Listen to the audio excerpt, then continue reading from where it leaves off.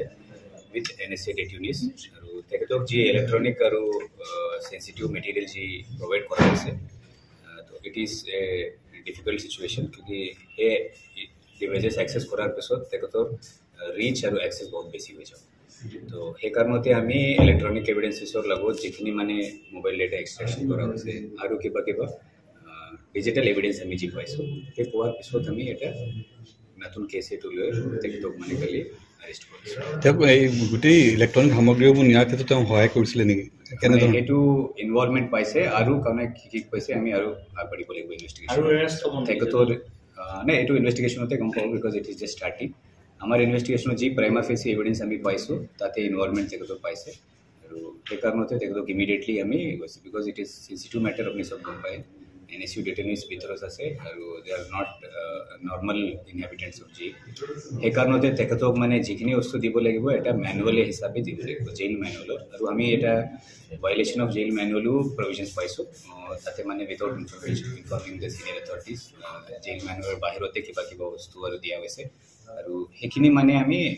Track evidence পোৱাৰ পিছতে sir ভিতৰত অমৃতপাল সিঙে বিভিন্ন সময়ত দেখোঁ আমি তেওঁ চিঠি লিখা হাতেৰে লিখা চহী কৰা পত্ৰ ইত্যাদি তেওঁলোকৰ পৰিয়ালৰ সদস্যসকলে বাহিৰলৈ আনি প্ৰকাশ কৰে সেইবিলাক কি আইনমতে তেওঁলোকে পাৰে নেকি? তেনেকৈ সেইটো সেই কেছৰ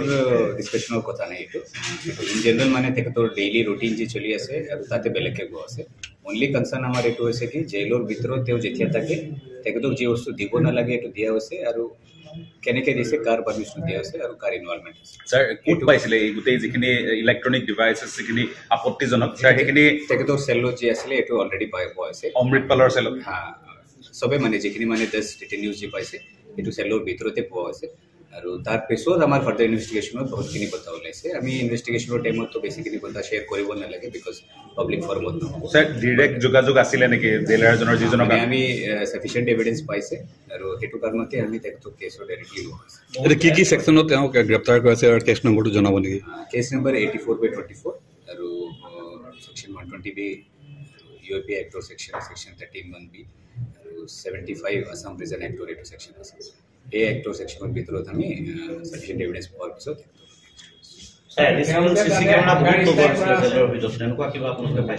সেইটো চলি আছে এতিয়াতো ইনভেষ্টিগেশ্যন মানে বহুতখিনি ওলাব তাতে আৰু যেতিয়া আমি ইনভেষ্টিগেশ্যনত কমপ্লিট ডিটেইল পাম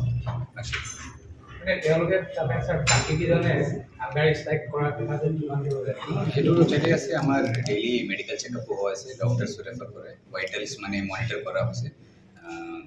এতিয়ালৈকে মানে যিখিনি মানে 2-3 লোক কিবা প্ৰব্লেম হৈছে সেইটো ভালকৈ মানে MCHত ভৰ্তি হোৱা হৈছে they are fine now daily monitoring এইটো চলি আছে এটা সিস্টেম হৈছে এইটো সিস্টেমত ছাৰ কেইজনক এনচিত ভৰ্তি কৰা হৈছে দুজন এবাৰ হৈছে আৰু এজন মানে টোটেল 3